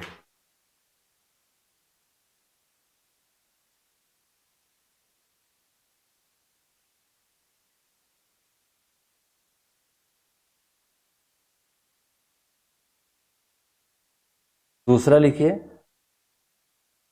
Progressive taxation. हाँ, रिग्रेसिव। अच्छा, ये जो प्रोग्रेसिव टैक्सेशन है, ये ज़्यादातर ना डेवलपिंग नेशंस में लागू रहता है। ऐसी कौन प्रबंध है?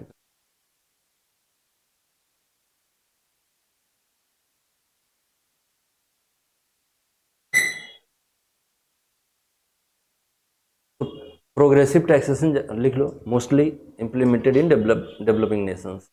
मोस्टली डेवलपिंग नेशंस, सामान्यतया विकासशील देशों में लागू किया जाता है प्रोग्रेसिव में। समस्याएं क्या है प्रोग्रेसिव टैक्सेशन की? Black money. अब लिखिए regressive taxation.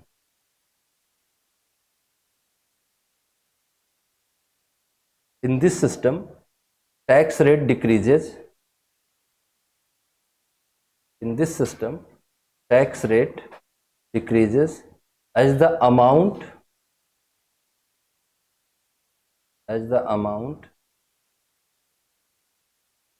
decreases as the amount subject to taxation increases। इस व्यवस्था में कर आरोपित इस व्यवस्था में कर आरोपित किए जाने वाले आय में वृद्धि के साथ साथ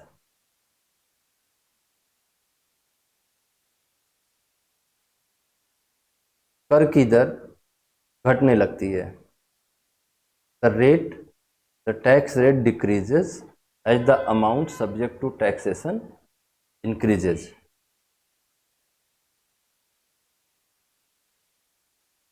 मतलब कि अगर हम प्रोग्रेसिव टैक्सेशन को एक लाइन में कहना चाहें तो low income low tax, high income high tax. ये किस में नियम लागू हो रहा है? प्रोग्रेसिव में। रिग्रेसिव में क्या नियम लागू होगा? High income low tax, low income high tax. अब लिखिए प्रोपोर्शनेट फॉर डेवलप्ड नेशंस में। हाँ, और काले काले धन की समस्या को समाप्त करता है। Regressive taxation mostly implemented in developed nations।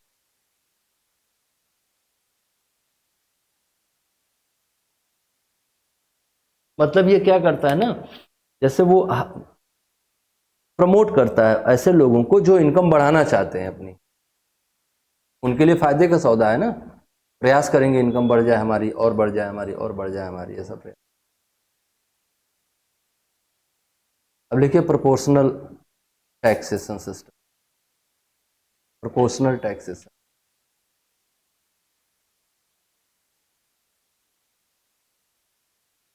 आनुपातिक कराधान। इसमें लिखिए in this system tax rate will be same regardless of income.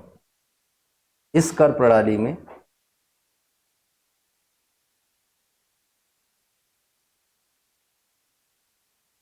कर की दर समान बनी रहेगी। कर की दर समान बनी रहेगी रिगार्डलेस ऑफ इनकम।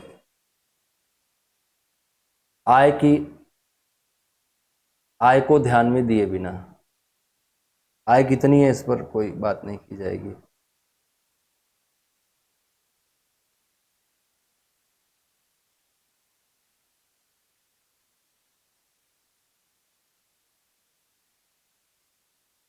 जैसे ये कहाँ दिखाई देता है आपको? डेवलपिंग नेशंस में भी है, भारत में भी है। कहाँ? जीएसटी तो इनडायरेक्ट है, डायरेक्ट टैक्स में कहाँ दिखाई? हाँ, आपको कुछ भी इनकम हुई इतना देना पड़ेगा। हालांकि उसमें भी 2 स्लैब बना दिया सरकार ने अभी फिलहाल कि 2.5 करोड़ से कम, 2.5 करोड़ से ज़्यादा, 2 स्लैब बना रखा है अभी भी। तो सॉरी, 250 करोड़ से कम, 250 करोड़ से ज़्यादा, तो वहाँ भी दिखाई देता है। इसके अलावा कुछ डायरेक्ट टैक्सेज हैं, ये भैया बात नहीं करो, कुछ डायरेक्ट टैक्सेज हैं जो प्रोपोर्शनल सिस्टम पे भारत में लागू हैं। एक आध एग्जाम्पल और बताओ। कुछ डायरेक्ट टैक्सेस भारत में ऐसे भी हैं जिन पर प्रोपोर्शनल सिस्टम लागू है, जैसे प्रॉपर्टी पे टैक्स, या जितना का प्रॉपर्टी है उतना का परसेंटेज देना पड़ेगा आपको। जैसे कैपिटल गेन टैक्स है, आपको 1 लाख की कैपिटल गेन हुई है चाहे 1 करोड़ की हुई है, एक रेट फिक्स है, उस पर आपको देना पड़ेगा। तो वो इनकम के प्रोपोर्शनेट घटता बढ़ता नहीं है। तो भारत में प्रोग्रेसिव टैक्सेशन और प्रोपोर्शनेट टैक्सेशन सिस्टम दोनों लागू हैं। लिख लो, in India both are implemented. Regressive नहीं लागू है, प्रगतिहीन कर लागू नहीं है, प्रगतिशील और आनुपातिक कर लागू है भारत में।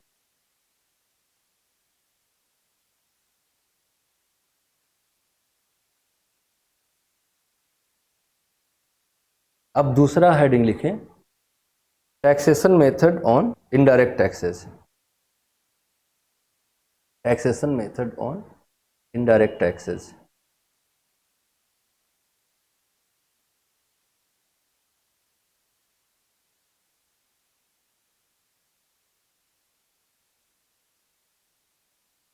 अप्रत्यक्ष करों की निर्धारण विधि।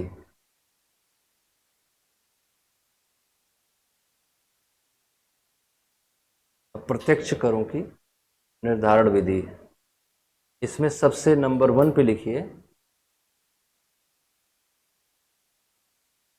इसमें ना 3 तरह का सिस्टम लागू है। पहले सिस्टम को कहा जाता है ad valorem taxation, ad dash valorem, VELOREM, ad valorem taxation.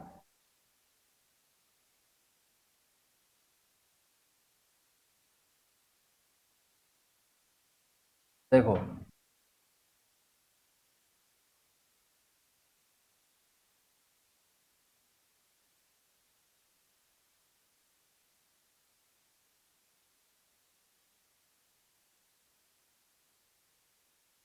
Indirect taxation 3 तरह का है।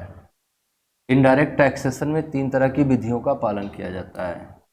एक को कहा जाता है एड वेलोरम टैक्सेशन, ये कह सकते हैं हिंदी में प्रतिशत आधारित कर, लेकिन आप भी एड वेलोरम लिख लीजिएगा।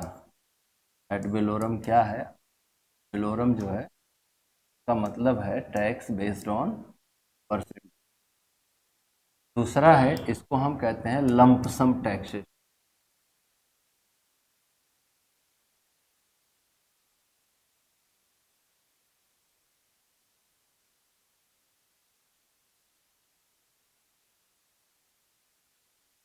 इसको हिंदी में कहते हैं एक मुश्त कर प्रणाली।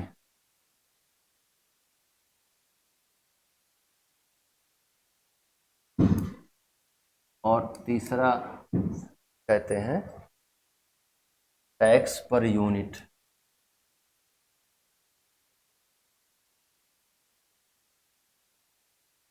प्रति इकाई कर।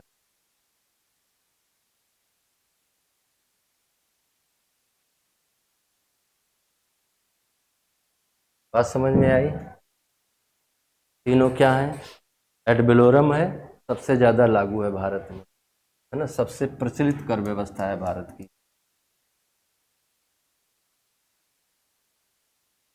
हालांकि वो दोनों भी लागू हैं।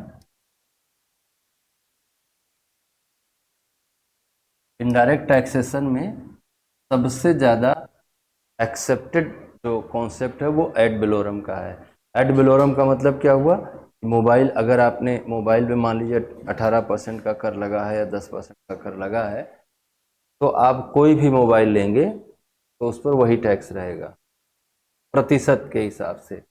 जैसे मान लीजिए कि दवाई है कोई, और दवाइयों पर कर है 10%, तो आपकी दवाई 100 रुपये की है तो आपको 110 देना पड़ेगा, 200 के 220 देना पड़ेगा, 300 के 330 देना पड़ेगा।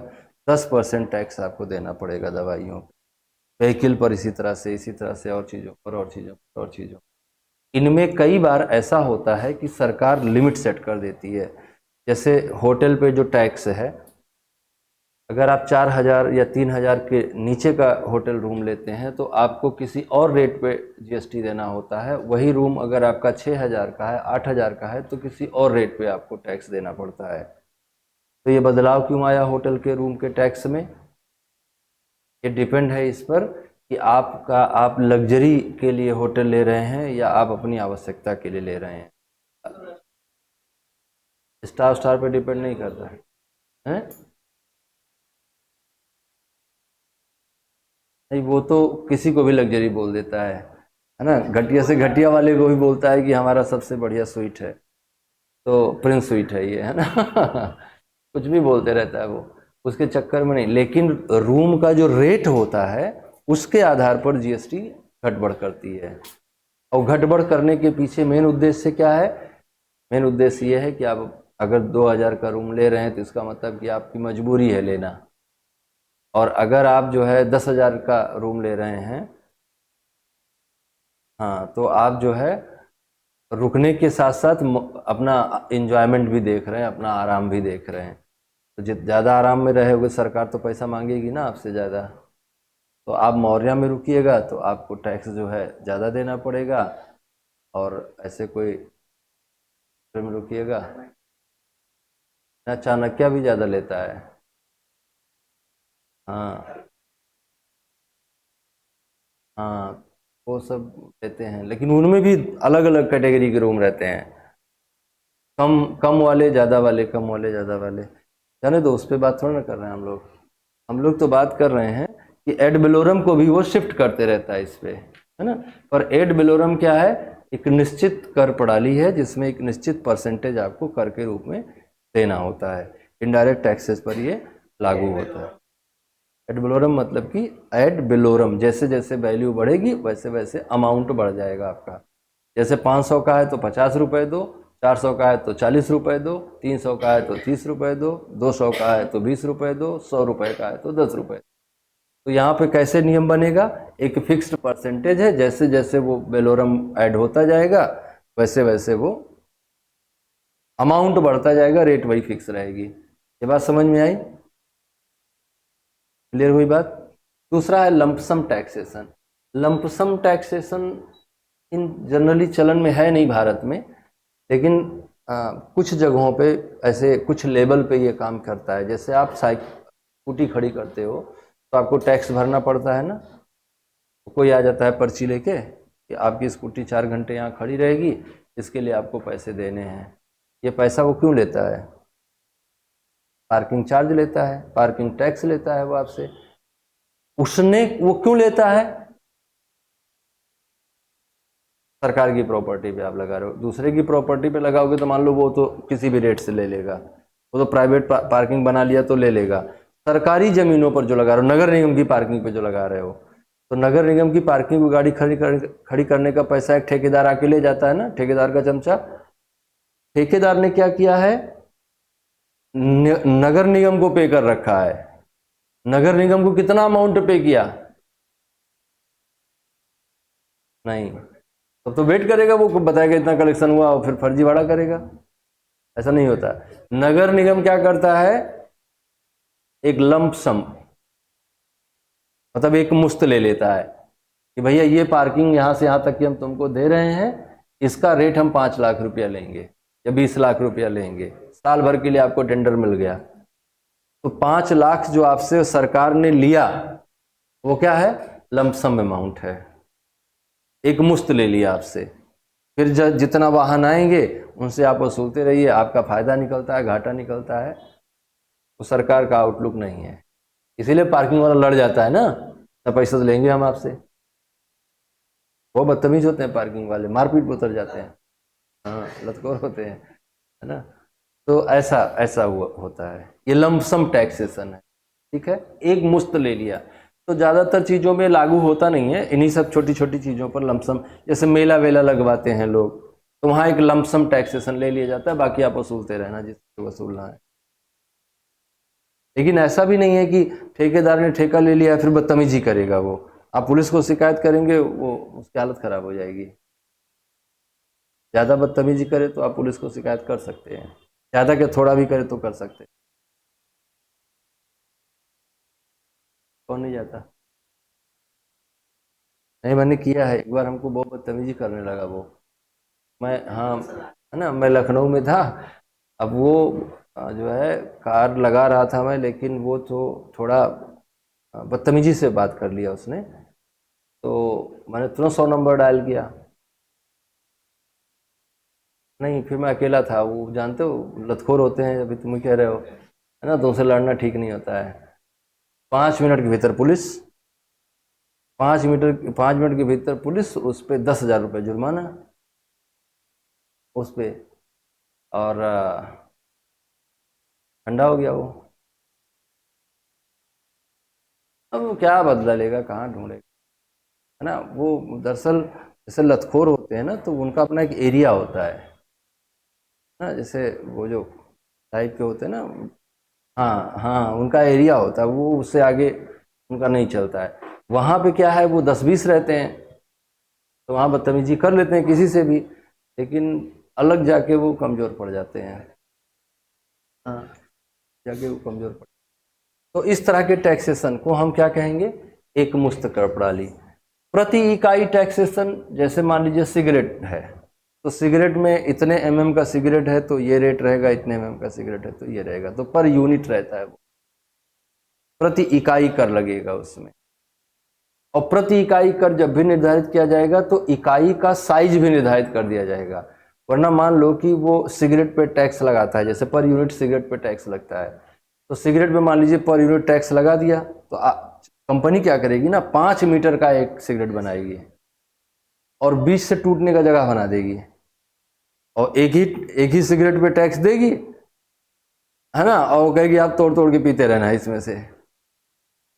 तो वहाँ पे सब, उसकी लंबाई कितनी होगी, उसकी मोटाई कितनी होगी, उसकी चौड़ाई, सब यूनिट का फिक्स रहता है कि इस यूनिट पे ये टैक्स है, तो वो हम पर यूनिट टैक्स कहते हैं उसको। तो ये 3 तरह का टैक्सेशन इनडायरेक्ट टैक्सेस में लागू किया जाता है, इसमें लिखने की जरूरत नहीं है।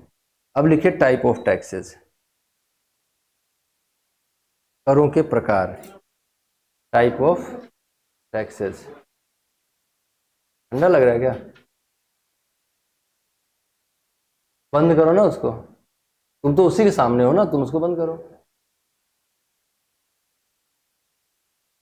ना। अब जब टेम्परेचर चढ़ा के है बनाओगे, बिजली क्यों खराब करोगे? नहीं जरूरत है, बंद करो, हाँ, ये वाली चलने दो, हमको जरूरत है ना। अब लिखो टाइप ऑफ टैक्सेशन, करों के प्रकार। देखिए there are 2 type of taxations, 2 प्रकार के कर हैं। कौन कौन से हैं? और डायरेक्ट और इनडायरेक्ट टैक्सेस।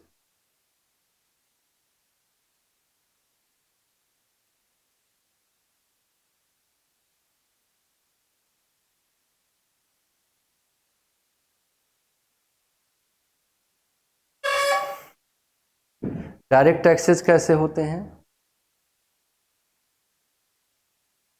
हाँ, हमने आपको इंसिडेंस और इम्पैक्ट ऑफ टैक्स बताया था ना, इंसिडेंस ऑफ टैक्स और इम्पैक्ट ऑफ टैक्स का स्टोरी बताया गया था ना। तो इंसिडेंस और इम्पैक्ट अगर एक ही आदमी पे हो रहा हो, इंसिडेंस ऑफ टैक्स का मतलब क्या है? इंसिडेंस ऑफ टैक्स का मतलब कि कर किस पे लगाया गया, इंसिडेंस किस पे हुआ, इंसिडेंस ऑफ टैक्स, इसको हिंदी में कहते हैं करापात, किस पे हुआ। और दूसरा है इम्पैक्ट ऑफ टैक्स, इसको हिंदी में कहते हैं कराघात, कर का आघात किस पे हुआ, आघात मतलब चोट किसको लगी ना, और आपात मतलब गिरा किस पे। तो जैसे नारियल तुम्हारे सर पे गिरा तो चोट हमको कैसे लगेगी, नारियल वाला एग्जाम्पल ठीक नहीं, ऐसा कोई एग्जाम्पल बन नहीं पाएगा, टैक्स में ही बने हैं। कुछ भी हमारे ऊपर गिरेगा तो हमारे हमको ही चोट लगेगी, क्यों? तो चोट को उस तरह से ले रहे हो, हाँ तो ये ले सकते, ये अप्रत्यक्ष चोट लग गई है ना। तो यहाँ क्या हो रहा है, इंसिडेंस का मतलब है कि कर किस पर लगाया गया, किस पर लगाया गया, इम्पोजिशन किस पे हुआ है ना। और ये क्या है, भुगतान किसने किया, हु पेड।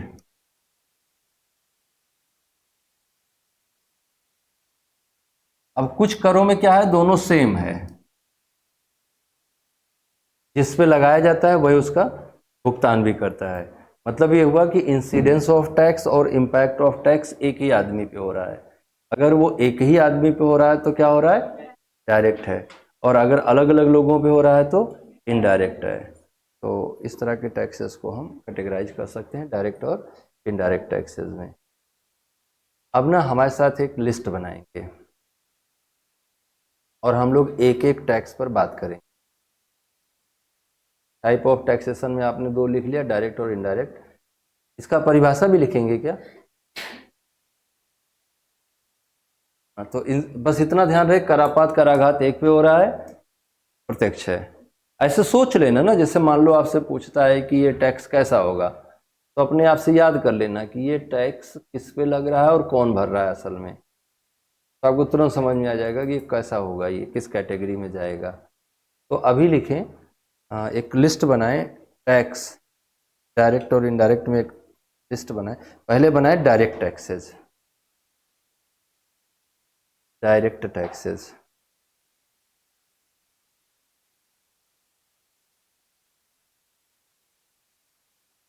लिस्ट में पहला लिस्ट बनाइए डायरेक्ट टैक्सेस।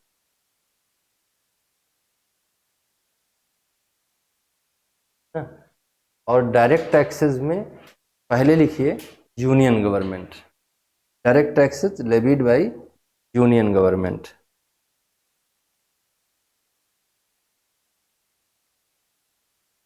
केंद्र सरकार द्वारा लिए जाने वाले प्रत्यक्ष कर, और केंद्र सरकार द्वारा लिए जाने वाले प्रत्यक्ष करों में सबसे पहला कर कौन सा है, इनकम टैक्स। और यहाँ से हम लोग कल बात करेंगे इसके आगे, है ना। आप जितने भी टैक्सेस हैं उनको पढ़ के आइएगा।